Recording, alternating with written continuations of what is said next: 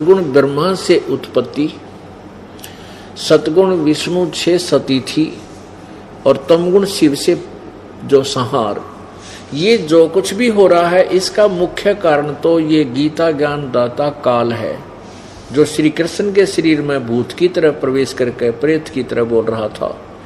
क्योंकि इस काल भगवान को श्राप लगा हुआ है 1 लाख मानव शरीरधारी प्राणियों को नित आहार करने का, खाने का, जिसके कारण ये अपने तीनों पुत्रों से ये अपना ये आहार तैयार करवाता है। यहाँ पर सारा काम बिल्कुल फोर्सिबली करवा जा रहा है, जबरदस्ती करवाया जा रहा है। जीव की कति नहीं चलती यहाँ पर, चाहे कोई कितना अंडी पाक रहा हो, कितना जो है ब्रह्मचारी बन रहा हो और कितना सोचो मेरे जैसा यहाँ सदाचारी नहीं है और झूठ नहीं बोलता। काल ने सबकी घिस काट रखी है। यहाँ जो उत्पत्ति विषय है, जो बच्चे उत्पन्न करने की जो बीमारी इसने ला रखी है, जीव के बस का नहीं इसको रोक सके, चाहे कितनी बात बना ली। जिसको हम भगवान मानना करते हैं, ब्रह्मा विष्णु महेश जैसे, इनकी देख लो कि कहानी है, इनको पढ़ ले तो आदमी की आंखें खुल जाएं। तो ये काल इनको भी नहीं बख्शता। तो ये जो क्रिया ये करवा रहा है उत्पत्ति, और ये यहाँ सती थी एक दूसरे मोह ममता जकड़ रखा हमारे को। हमें पता है कि कल मृत्यु होगी तो हमारे साथ ना को कार चले, ना कोठी चले, ना कोई बेटा चले, ना बेटी चले, लेकिन हमारे बस की बात नहीं। चाहे कितनी बात बना ला और कितना सहनशील आदमी दिखता हो, एक समय इतना क्रोध हो जाएगा मनो माने वो बिल्कुल अपने से बाहर हो जाता है। तो ये सब क्रिया कहते हैं, ये जो कुछ भी हो रहा है इसका मुख्य कारण ये काल है। और ये कहता है कि मैं इन में नहीं हूं और ये मुझ में नहीं, क्योंकि ये ब्रह्मा विष्णु महेश से दूर रहता है। 21 वो अपने एक तो 21वें ब्रह्मांड में भी रहता है ये, और प्रत्येक ब्रह्मांड में भी इसने अपना ऊपर के स्थान पर, अपने ऊपर ब्रह्मलोक में एक अलग से गुप्त स्थान बनाया हुआ, जहां ये अपनी पत्नी दुर्गा को रखता है। और इसने वहां पर 3 स्थान बना रखे, एक रजोगुण प्रधान क्षेत्र, एक सतोगुण प्रधान क्षेत्र, एक तमोगुण प्रधान क्षेत्र। फिर ब्याह करवाया। परमात्मा कहते हैं जब तक हम परम पिता कबीर परमेश्वरी की शरण में नहीं आएंगे, यो काल दाव लगा रहता है, छोड़ देता मन को खुला। यो पता नहीं कितनी साधना करने कहाँ जाता है, किसी ऋषियों से मिलता है, वो जैसे उसको ज्ञान दे देते हैं वो डट कर साधना करता है, उससे एटम बम बन जाता है। कुछ सिद्धि आ जाती है, सिद्धि आने के बाद फिर ये किसी की नहीं मानता, चाहे भगवान आकर समझा दे कबीर साहब, फिर नहीं मानता। थोड़ा सा कोई प्रभु बन जाए, 20, 30, 50, 100, 200 शिष्य बन जाए, फिर ये नहीं मानता। गधा बनना मंजूर है, चाहे उसने सबश दिखा दे के देख तेरे साथ ऐसे बनेगी, तो नहीं मानता। परमात्मा कहते हैं राज तजना सहज है, सहज त्रिया का नेह, और मान बड़ाई ईर्षा वही दुर्लभ तजना ये। तो काल ने तो हमारे नाना प्रकार के फांस बांध रखे हैं कि किसी न किसी में तो यू जकड़ा ही रहेगा। वो तो परमात्मा आते हैं, सभी बंधन काट देते हैं, इसलिए वो बंदी छोड़ कहलाते हैं। अमर करूं सतलोक पठाऊं तात बंदी छोड़। अब काल बख्शक हो जा, इसने खास तरीका से इस जीव को आखिर में ठागे पटकन का। विश्वामित्र ने डट कर साधना कर ली, उर्वशी भेज दी, ब्याह करवा लिया। एक लड़की होली जब छोड़ के जाता रहा, छोड़ के जाती रही, वह शकुंतला बनी थी। फिर रोवा करमान फोड़ के वो लड़की ने भी छोड़ के आप भी जानता रहा। फिर भक्ति कर ले, फिर के किला टूटेगा, स्वर्ग में बैठ जाएंगे थोड़े दिन और फिर लगतो रहे चक्कर काट रहे। ये ब्राह्मण माटी काल ने इस जीव की कर रखी है। अब काल देखो क्योंकि प्रेरणा देश है, कुक्रम क्रांति अनागा पाछा नहीं देखने देता। और ये मन इतना पावरफुल है, ये समझ लो ये ज्योत निरंजन ही है। और ये ब्रह्मा विष्णु महेश के भी वश नहीं, तो जीव की औकात आपकी। तो जब हम समर्थ की शरण में आते हैं, फिर इसका प्रभाव हमसे हट जाता है, और परमात्मा की भक्ति करने से आत्मा में शक्ति आती है, और फिर इस मन की वो बेमतलब की बकवादों को आत्मा रिजेक्ट कर देती है दृढ़ता के साथ। पहले ये दृढ़ता के साथ रिजेक्ट नहीं कर पाती, क्योंकि इसको कोई सहारा नहीं मिलता।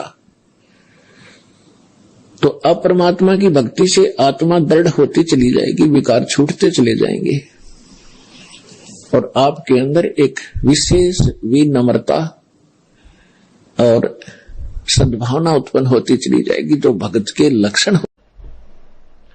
ये मन जो है ये काल का ही स्वरूप समझो, ये 21 ब्रह्मांड के प्रभु का ही स्वरूप समझो, उसी का एजेंट समझो, उसी का दूत समझो।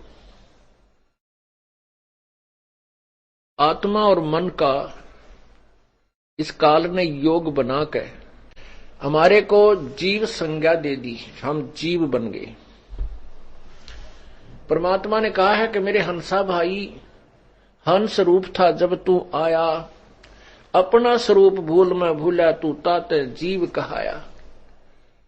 तू हंस था, परमात्मा के गुणों से मिलती हुई आत्मा के गुण हैं, परमात्मा से मिलते जुलते आत्मा के गुण हैं। इस काल ने हमारे अंदर इस मन का योग करके, इस मन के द्वारा आत्मा को बहुत मलिन बना दिया और जीव संज्ञा में ला करके छोड़ दिया। अब हम आजीवन इसी चिंता में रहते हैं कहीं हम मर ना जावें, इसी चिंता में रहते हैं कहीं हमारा नुकसान ना हो जाए, कहीं हमारे बच्चों को कोई हानि ना हो जाए, एक मकान बन जाए, मकान बन गया तो फिर एक और बन जावे, एक मोटर कार हो जावे।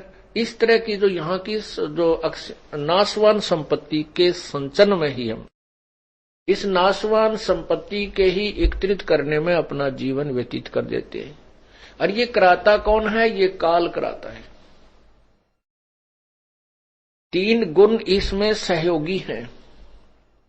रजगुण ब्रह्मा जी द्वारा सभी जीव प्रेरित होकर के उसकी शक्ति से अंदर से गुप्त रूप में ऐसा प्रभाव बनता है कि ये जीव अपने आप संतान उत्पत्ति के लिए प्रेरित हो जाता है और इतना प्रबल हो जाता है कि ये फिर आगा पीछा नहीं देखता।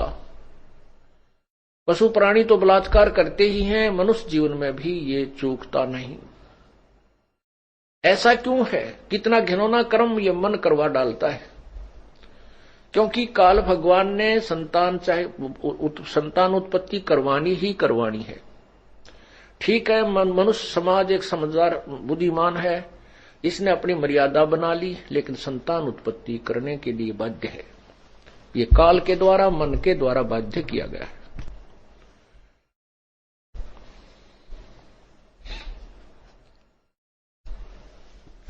परमात्मा ने क्या बताया है अपनी अमृतवाणी में?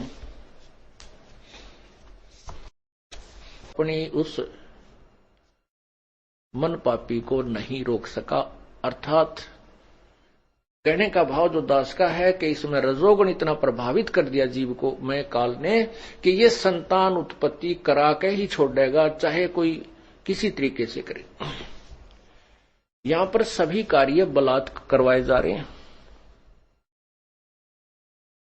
ये जीव नहीं समझ सकता इस काल के इस भयंकर जाल को। ये तो परमेश्वर आए हैं, उन्होंने हमें बताया था।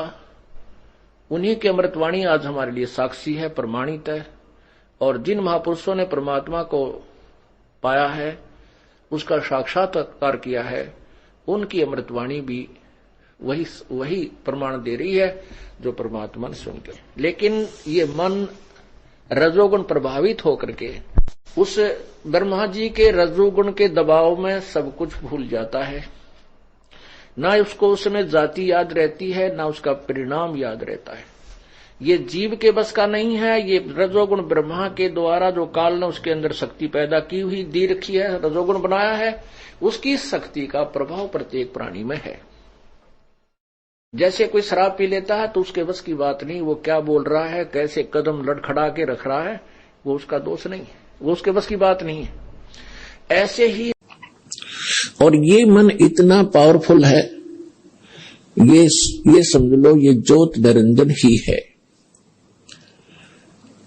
और ये ब्रह्मा विष्णु महेश के भी वश नहीं, तो जीव की औकात आपकी। तो जब हम समर्थ की शरण में आते हैं फिर इसका प्रभाव हमसे हट जाता है और परमात्मा की भक्ति करने से आत्मा में शक्ति आती है और फिर इस मन की वो बेमतलब की बकवादों को आत्मा रिजेक्ट कर देती है दृढ़ता के साथ। पहले ये दृढ़ता के साथ रिजेक्ट नहीं कर पाती क्योंकि इसको कोई सहारा नहीं मिलता। तो अब परमात्मा की भक्ति से आत्मा दृढ़ होती चली जाएगी, विकार छूटते चले जाएंगे और आपके अंदर एक विशेष विनम्रता और सद्भावना उत्पन्न होती चली जाएगी जो भक्त के लक्षण